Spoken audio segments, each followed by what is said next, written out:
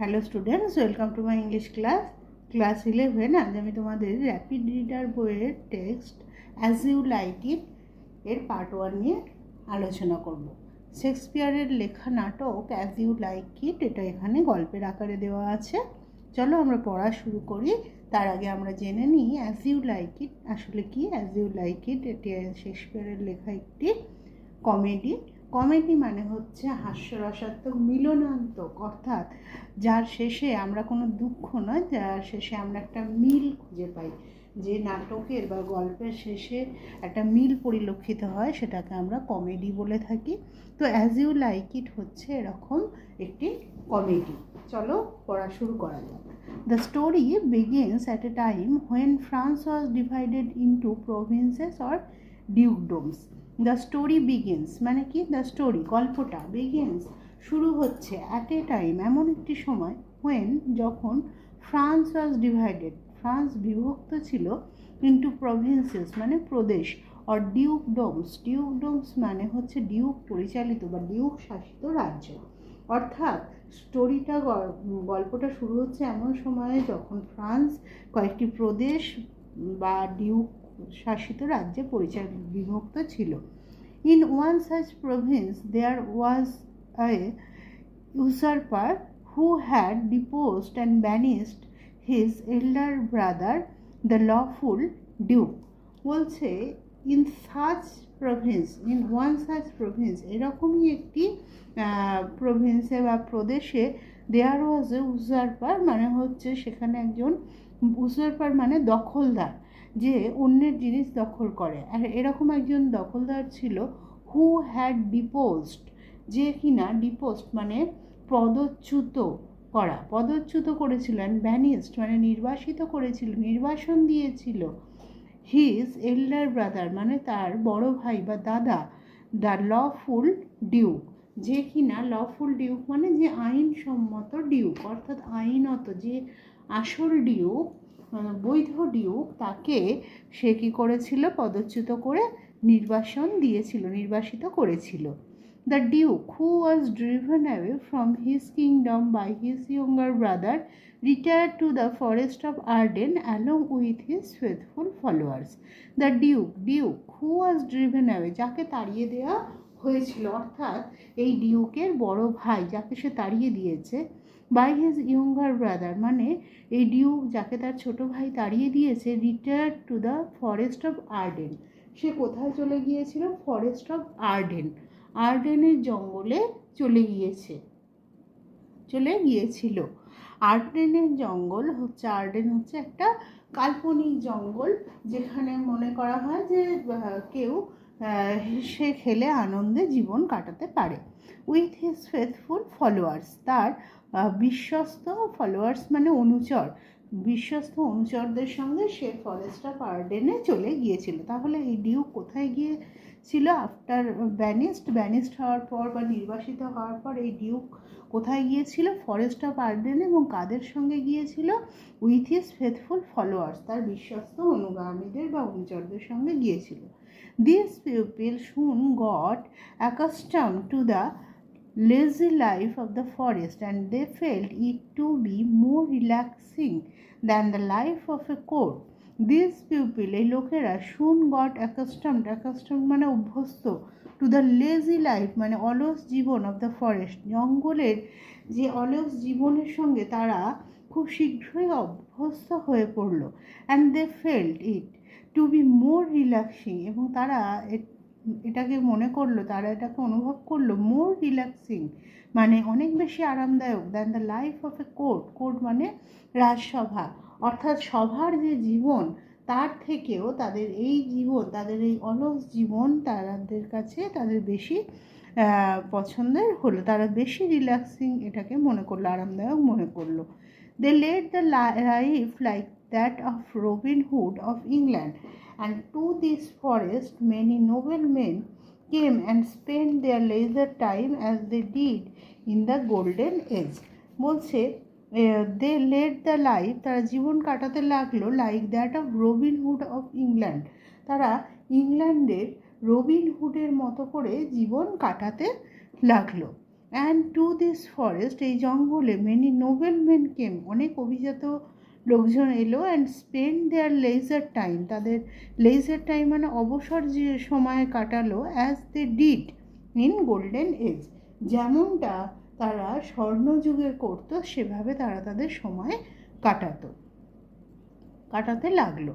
In summer they took rest under the shade of the trees watching the playful sports of the forest deer.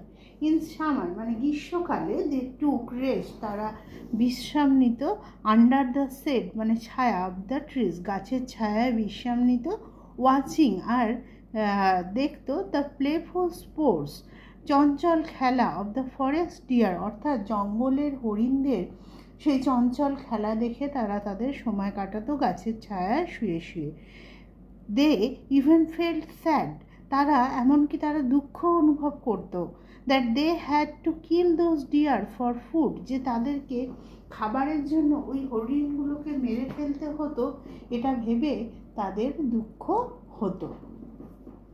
In winter, when the cold wind blew, the Duke suffered from cold, but said, in winter মানে শীতকালে, when the cold wind blew, যখন ঠান্ডা বাতাস বইতো, the Duke suffered from cold, ডিউককে ঠান্ডা লাগতো, but shed কিন্তু বলতো, মানে তিনি কি বলতেন, ঠান্ডা লাগছে সেই বাতাসেও তিনি কি বলতেন, this chilling winds which blow upon my body are true counsellors, বলছে এই চিলিং উইন্ডস মানে এই ঠান্ডা বাতাস, which blow upon my body যেটা আমার শরীরের উপর দিয়ে বয়ে যাচ্ছে বা প্রবাহিত হয়, আর ট্রু কাউন্সিলার্স মানে পরামর্শদাতা, তারা আমার সত্যিকারের পরামর্শদাতা। কেন না, দে ডু নট ফ্ল্যাটার, তারা ফ্ল্যাটার করে না, তারা আমাকে ঠকায় না, এই যে ঠান্ডা বাতাসগুলো তারা আমার সত্যিকারের পরামর্শদাতা, কেননা তারা আমাকে ঠকায় না, আমার সাথে স্থাবকতা করে না, but represent truly to me my condition, but represent তুলে ধরে, ট্রুলি বাস্তবিকভাবে মাই কন্ডিশন অর্থাৎ আমাকে আমার সঠিক পরিস্থিতিটা তারা তুলে ধরে। অর্থাৎ অ্যাকচুয়ালি যারা ডিউক বা রাজা হন তারা দেখো যখন সভাতে থাকেন তখন তাদেরকে রাজাকে সবাই সুন্দর সুন্দর কি সুন্দর এরকম বলে ফ্ল্যাটার বা তোষামত করতে থাকে, তাবুক মানে এরকম ভালো ভালো বলতে থাকে। রাজা যদি ভালো নাও হয় তাও তাকে ভালোই বলতে থাকে, তাতে রাজা কিন্তু তার প্রকৃত কন্ডিশনের কথা জানে না। কিন্তু এখানে ডিউক কি বলছে যে এই ঠান্ডা বাতাসগুলো তারা আমার সাথে ফ্ল্যাটারি করে না, তারা আমাকে ফ্ল্যাটার মানে তোষামত করে না, তারা কি করে না, তারা আমার সত্যিকারের পরিস্থিতি, যখন আমার ঠান্ডা লাগে আমি বুঝতে পারি যে হ্যাঁ আমি এরকমই একটা পরিস্থিতিতে আছি যে এতটা শীতের মধ্যে আমার সত্যিকারের পরিস্থিতিটা আমার সামনে তুলে ধরে। অ্যান্ড দো দে বাইট শার্পলি, যদিও তারা তীক্ষ্ণ কামড় দেয়, অর্থাৎ ঠান্ডার কামড়টা তীক্ষ্ণ লাগে, their tooth is nothing like as keen as that of unkindness and ingratitude, বলছে তাদের দাঁতটা, দেয়ার টুথ তাদের দাঁত, তার মানে ঠান্ডার দাঁতের কথা বলেছেন তিনি, ইজ নাথিং লাইক অ্যাজ কিন এতটাও তীব্র নয়, অ্যাজ দ্যাট অফ আনকাইন্ডনেস মানে নির্দয়তা, অ্যান্ড ইনগ্র্যাটিটিউড মানে অকৃতজ্ঞতা, অর্থাৎ নির্দয়তা এবং অকৃতজ্ঞতার মতো তাদের দাঁত এতটাও তীক্ষ্ণ নয়, অর্থাৎ ঠান্ডা বাতাস এতটাও তীক্ষ্ণভাবে আমাকে প্রভাবিত করতে পারে না যতটা তীক্ষ্ণ নির্দয়তা এবং অকৃতজ্ঞতা আমাকে প্রভাবিত করে। He remarked that men might say against adversities, but there are some uses of a poisonous toad.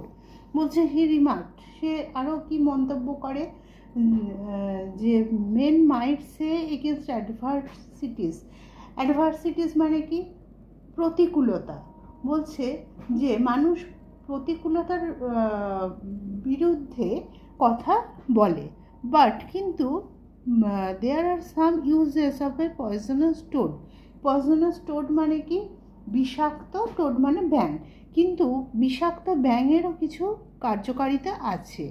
In this way the duke drew lessons from nature, এইভাবে ডিউক ড্রিউ লেসন্স শিক্ষা নিচ্ছিলেন ফ্রম নেচার প্রকৃতি থেকে। And he found tongues in trees, এবং তিনি found টাংস in trees, অর্থাৎ গাছের মধ্যে থেকে তিনি ভাষা খুঁজে পান, অর্থাৎ তিনি গাছেদের ভাষা তিনি বুঝতে পারেন, গাছেদের কথা তিনি বুঝতে পারেন। Books in the following streams, এবং বয়ে যাওয়া নদীর মধ্যে তিনি বই খুঁজে পান। সারমন্স in Stones and good in everything, এবং সারমন্স মানে হচ্ছে উপদেশ, ইন স্টোনস পাথরের মধ্যেও উপদেশ খুঁজে পান, অ্যান্ড গুড ইন এভরিথিং, এবং সব কিছুর মধ্যেই তিনি ভালো খুঁজে পান। অর্থাৎ এই নেচারের মধ্যে থাকতে থাকতে তিনি নেচার থেকে, প্রকৃতি থেকে বিভিন্ন শিক্ষা নেন। গাছেদের মধ্যে তিনি ভাষা খুঁজে পান, গাছেদের সঙ্গে তিনি কথা বলতে শেখেন, বয়ে যাওয়া নদীর মধ্যে থেকে তিনি বই খুঁজে পান, মানে কিছু শিক্ষা পান, এবং পাথর থেকে কিছু উপদেশ পান, এবং সর্বত্রই সব কিছুর মধ্যে তিনি ভালোটা খুঁজে পান। পরের প্যারা দেখো, the banished duke had a daughter named Rosalind, and like her father she was also thrown out of the dukedom. The banished duke, এই নির্বাসিত ডিউক, হ্যাড এ ডটার, এই নির্বাসিত ডিউকের একটি মেয়ে ছিল, তার নাম কি ছিল? রোজালিন। তাহলে হু ওয়াজ রোজালিন? রোজালিন কে ছিল? এমসিকিউর জন্য প্রত্যেকটা পয়েন্ট মানে কথা তোমাদের মনে রাখতে হবে। তাহলে রোজালিন কে ছিল? The daughter of the banished duke, এই নির্বাসিত ডিউকের কন্যা ছিল Rosalind. And like her father, তার বাবার মতো, she was also thrown out of the dukedom, তিনিও, তাকেও এই ডিউকডম থেকে মানে ডিউক রাজ্য থেকে বিতাড়িত করা হয়েছিল। But she still remained in the palace, being the companion of Celia the present duke's daughter. কিন্তু she still remained in the palace, সে তখনও প্রাসাদে থেকে গিয়েছিল, being the companion of Celia, সেলিয়ার সঙ্গী হয়ে। Who was Celia? The present duke's daughter, বর্তমান ডিউকের কন্যা ছিল সেলিয়া। অর্থাৎ তার মানে কি, রোজালিন্ড হচ্ছে বড় যে ডিউক, যে লফুল ডিউক, সেই ডিউকের মেয়ে ছিল। আর প্রেজেন্ট যে ডিউক, যে কিনা তার দাদাকে ঠকিয়ে সিংহাসনে বসেছে, তার মেয়ে ছিল সেলিয়া। অর্থাৎ এরা দুজন খুড়তুতো বোন, আর এদের মধ্যে কিন্তু এরা একে অপরের সঙ্গী ছিল। The discord between the Duke and his brother did not at all affect the friendship between the two cousin sisters. The discord মানে বিবাদ, between the ডিউকের মধ্যে, ডিউকদের মধ্যে যে বিবাদ, এবং তার ভাইয়ের মধ্যে, ডিউক এবং তার ভাইয়ের মধ্যে যে বিবাদ, did not at all affect, কোনো ক্ষতি করতে পারেনি, দ্য ফ্রেন্ডশিপ মানে বন্ধুত্ব, তাদের বন্ধুত্বের উপর প্রভাব ফেলতে পারেনি, between the two cousin sisters, এই দুই খুড়তুতো বোনের যে বন্ধুত্ব, তাতে কোনো প্রভাব ফেলতে পারেনি। In fact সেলিয়া tried to comfort Rosalind when ever C became sad thinking of her father. বলছে বস্তুত পক্ষে, ইনফ্যাক্ট মানে বস্তুত, সেলিয়া ট্রাইড মানে চেষ্টা করতো, টু কমফোর্ট রোজালিন্ডকে সান্ত্বনা দেওয়ার চেষ্টা করতো।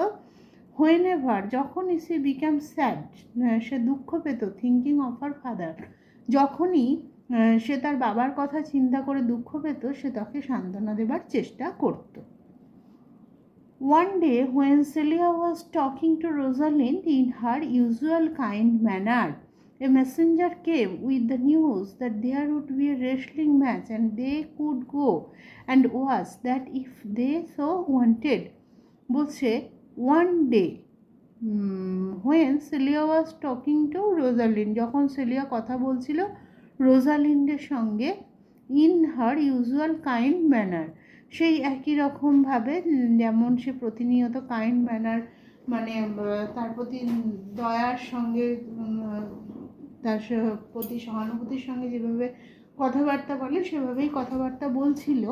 এ মেসেঞ্জার মানে দূত, কেম এলো, উইথ দ্য নিউজ, এই খবর নিয়ে, that there would be a wrestling match, যে একটি রেসলিং ম্যাচ মানে মল্লযুদ্ধ হবে, অ্যান্ড দে কুড গো, তারা যেতে পারে, অ্যান্ড ওয়াজ দেখতে পারে, দ্যাট সেটা, ইফ দে শো ওয়ান্টেড, তারা যদি চায়। অর্থাৎ যখন সেলিয়া রোজালিন্ডের সঙ্গে সহানুভূতির সঙ্গে মানে রোজকার মতো সহানুভূতির সাথে কথা বলছিল, তখন একজন দূত এলো, এসে এই খবর দিল যে একটি মল্লযুদ্ধ বা রেসলিং ম্যাচ হবে, তারা দেখতে যেতে পারে, তারা যেতে পারে এবং সেটা দেখতে পারে যদি তারা চায়। সেলিয়া agreed to go thinking that it would amuse Rosalind. বলছে সেলিয়া agreed মানে রাজি হয়ে গেল, টু গো যেতে রাজি হয়ে গেল, থিঙ্কিং এটা ভেবে that it would amuse Rosalind যে এটা রোজালিন্ডকে মজা দেবে, এটা দেখে রোজালিন্ড মজা পাবে, তার মন ভালো হবে, এটা ভেবে সেলিয়া তখন যাবার জন্য রেডি মানে রাজি হয়ে গেল। During those times, wrestling matches were viewed by noble ladies and princess, being a favorite sport of princess. বলছে সেই সময় রেসলিং ম্যাচেস মানে মল্লযুদ্ধ were viewed by noble ladies, মল্লযুদ্ধ তারা কারা দেখতো, নোবেল লেডিস মানে অভিজাত মহিলারা, প্রিন্সেসেস মানে রাজকন্যারা, being a favourite sport of princes কেননা এটা রাজপুত্রদের প্রিয় খেলা, অর্থাৎ এটা রাজপুত্রদের প্রিয় খেলা ছিল সেই সময়। অভিজাত রমণীরা এবং রাজকন্যারা এই মল্লযুদ্ধ দেখত। But here they thought that they could but here they thought that they would face a tragedy as a practiced wrestler was to fight an inexperienced young man. কিন্তু here they thought এখানে তারা ভাবলো যে they would face a tragedy, তারা একটা ট্র্যাজেডির মানে একটা দুঃখের সম্মুখীন হতে চলেছে, যেহেতু মানে যেহেতু এ প্র্যাকটিসড রেসলার একজন অভিজ্ঞ মল্লযুদ্ধ ওয়াজ টু ফাইট অভিজ্ঞ মল্লযুদ্ধের সঙ্গে লড়াই হবে, অ্যান্ড ইনএক্সপিরিয়েন্সড ইয়ং ম্যান একজন অনভিজ্ঞ যুবকের লড়াই হবে। তাই তারা ভাবলো যে এরপরেই কোনো একটা ট্র্যাজেডির মুখোমুখি, অর্থাৎ অতি সহজেই এই ইনএক্সপিরিয়েন্সড ইয়ং ম্যানকে ওই প্র্যাকটিসড রেসলার একজন যে দক্ষ মল্লযোদ্ধা সে কিন্তু অতি সহজেই এই অনভিজ্ঞ ইয়ং ম্যানকে হারিয়ে দেবে। So there would be a tragedy, তারা এটা ভাবলো। When the Duke saw that both the ladies had come to watch such an uneven match between a professional wrestler and a young man, the Duke asked them to dissuade the young man from fighting. বলছে when যখন the Duke saw that Duke দেখলো যে both the ladies had come to watch, দুজন রমণী এসছে, এই দুজন মেয়েই এসছে to watch such an uneven match, এই ধরনের একটা আনইভেন ম্যাচ দেখার জন্য, একটা অসম লড়াই দেখার জন্য দুজন এই মহিলাই এসছে, বিটুইন এ প্রফেশনাল রেসলার একজন পেশাগত মল্লযোদ্ধা অ্যান্ড এ ইয়ং ম্যান একজন যুবক, তাদের মধ্যে যে এই অসম লড়াই দেখার জন্য এই দুজন রমণী এসছে। The Duke asked them, Duke তাদের বললো টু ডিসিউড দ্য ইয়ং ম্যান, ওই ইয়ং ম্যানকে ডিসিউড মানে হচ্ছে বিরত করা, ফ্রম ফাইটিং তাকে লড়াই থেকে বিরত করার জন্য। At first, Celia tried to resist the youth from taking up such an unequal challenge, and then Rosalind, by her kind words, tried to change his mind from the ensuing fight. বলছে at first সবার প্রথমে সেলিয়া চেষ্টা করলো two resist the youth ওই যুবককে প্রতিহত করতে, from taking up such an unequal challenge এই ধরনের অসম যে চ্যালেঞ্জ সেটা থেকে তাকে বিরত করার চেষ্টা করলো। অ্যান্ড দেন তারপরে Rosalind by her kind words, Rosalind তার দয়ালু শব্দের দ্বারা, তার মন ভালো করা শব্দের দ্বারা try to change his mind from the ensuing fight, এই আগত লড়াই থেকে তার মন ঘোরানোর চেষ্টা করলো। But after hearing the entreaties of the ladies, the youth became all the more determined to prove his valor in front of the fair ladies. কিন্তু এই সমস্ত রমণীদের কাছ থেকে এই আবেদন শুনে the youth became all the more determined, এই যুবক আরও বেশি করে দৃঢ়প্রতিজ্ঞ হলো টু প্রুভ হিজ ভেলার মানে সাহসিকতা, তার সাহসিকতা প্রমাণ করার জন্য in front of the fair ladies, এই সুন্দরী রমণীদের সামনে তার সাহস মানে তার সাহস প্রমাণ করার জন্য আরও বেশি করে সে দৃঢ় প্রতিজ্ঞ হলো। He refuse to listen to them, সে তাদের কথা শুনতে অস্বীকার করলো, অর্থাৎ সে তাদের কথা শুনলো না। মানে তারা যে রিকোয়েস্ট করলো যে ওই প্র্যাকটিস যে রেসলার আছে তার সাথে না খেলতে, সে কিন্তু তাদের কথা শুনলো না। But he said in such a graceful manner that both the ladies became more concerned of him. কিন্তু সে বলল এটা in such a graceful manner, এত সুন্দরভাবে, দ্যাট বোথ দ্য লেডিস মানে উভয় রমণী বিকেম মোর কনসার্ন, আরও বেশি উদ্বিগ্ন হলো অফ হিম তাকে নিয়ে। হি সেড, সে বলল, I am sorry to deny such fair and beautiful ladies anything. আমি দুঃখিত যে এই এত সুন্দরী এই এত সুন্দরী মহিলাদেরকে কোনো কিছু অস্বীকার করতে হচ্ছে, মানে তাদের কথা আমি রাখতে পারছি না, তাতে আমি সরি, আমি দুঃখিত। He also said that he would like the ladies to wish for him, সে চায় যে এই রমণীরা তার জন্যে প্রার্থনা করবে। And if he was defeated, যদি সে পরাজিত হয়, he would not be ashamed, সে লজ্জিত হবে না, অ্যাসেমড মানে লজ্জিত হবে না। অ্যান্ড এবং even if he was killed, এমনকি যদি সে মারাও যায়, there was no one to lament for him in this world, এই পৃথিবীতে তার জন্য বিলাপ করার জন্য, ল্যামেন্ট মানে বিলাপ করা বা দুঃখ প্রকাশ করা, তার জন্য দুঃখ করার মতো কেউ নেই। He said that he was only a person who filled up a space in this world, সে হচ্ছে অনলি এ পারসন, শুধু এমন একটি ব্যক্তি, who filled up a space, space মানে জায়গা, ইন দিস ওয়ার্ল্ড, যে কিনা এই জগতের একটি জায়গা দখল করে আছে।